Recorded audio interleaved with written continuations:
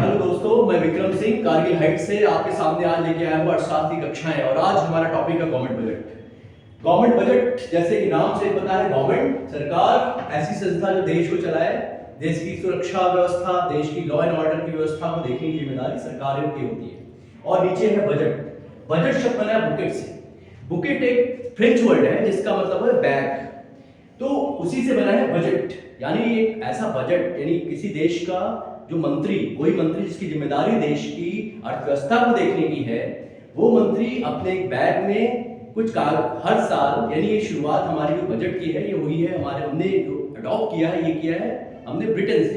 तो ब्रिटेन में जो फाइनेंस मिनिस्टर होता है या सेक्रेटरी ऑफ फाइनेंस होता है, वो प्रस्तुत करता है बजट। और भारत ने भी वही अडॉप्ट किया।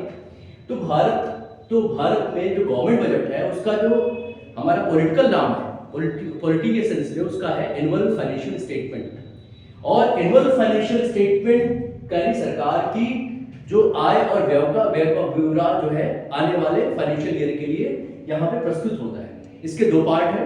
पहला पार्ट आपके सामने मिलेगा रिसिप्ट, दूसरा पार्ट एक्सपेंडिचर। मैं आप पे आता हूँ। सबसे पहले आता हूँ रिसिप्ट पे। रिसिप्ट का अर्थ क्या होता है? रिसिप्ट यानी रिसीव करना। जब सरकार को पैसा रिसीव हो, यानी कि पैसा रिसीव हो, उसको हम कहते हैं रिसिप्ट।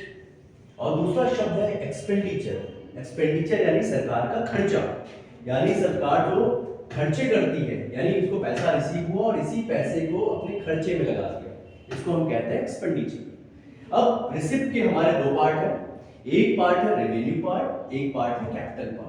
बिल्कुल एक्सपेंडिचर के भी बिल्कुल रिसिप्ट की तरह दो पार्ट है। एक पार्ट है रेवेन्यू पार्ट, एक पार्ट है और कैपिटल पार्ट। रेवेन्यू पार्ट यानी कि सरकार का ऐसा खर्चा जिसमें सरकार को कोई यानी कोई नुकसान या एसेट डेवलपमेंट नहीं हो रहा है। यानी एक शब्द है लायबिलिटी, एक शब्द है एसेट। एक छोटा सा एग्जांपल आपके सामने देता हूँ।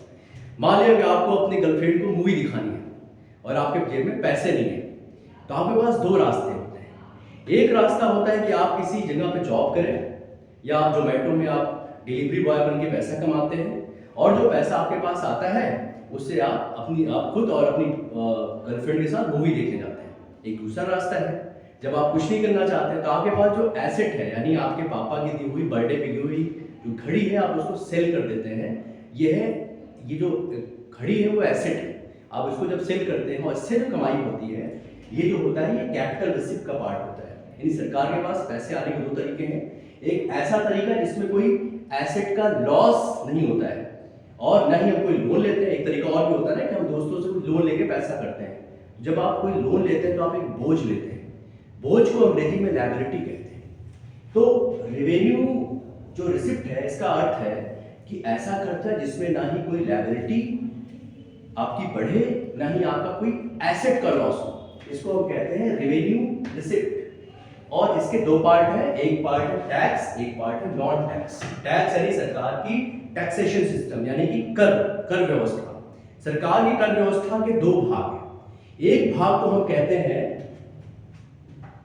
पहला प्रथम टैक्स सिस्टम। जब भारत के टैक्स सिस्टम की बात करें तो भारत की कर व्यवस्था के दो पार्ट हैं। एक पार्ट को हम कहते हैं डायरेक्ट टैक्स। क्या कहते हैं बच्चों? Direct tax. और दूसरा पार्ट है इनडायरेक्ट टैक्स। क्या पार्ट है? Indirect tax. अब बच्चे हैरान हो गए, भाई टैक्स के भी दो पार्ट हैं, डायरेक्ट टैक्स, इनडायरेक्ट टैक्स।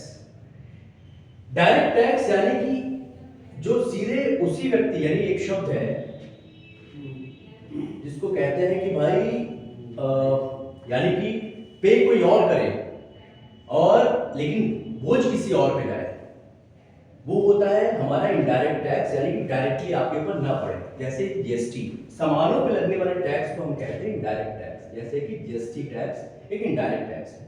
लेकिन किसी व्यक्ति विशेष पे डायरेक्टली जब कोई टैक्स लगता है, जैसे कि इनकम टैक्स, वेल्थ टैक्स या इस तरह के टैक्स जो होते हैं, इसको हम डायरेक्ट टैक्स कहते हैं। ये है टैक्स व्यवस्था। तो बाकी का पार्ट मैं सेकंड पार्ट में आपको समझाऊंगा। धन्यवाद। Good day, bye bye.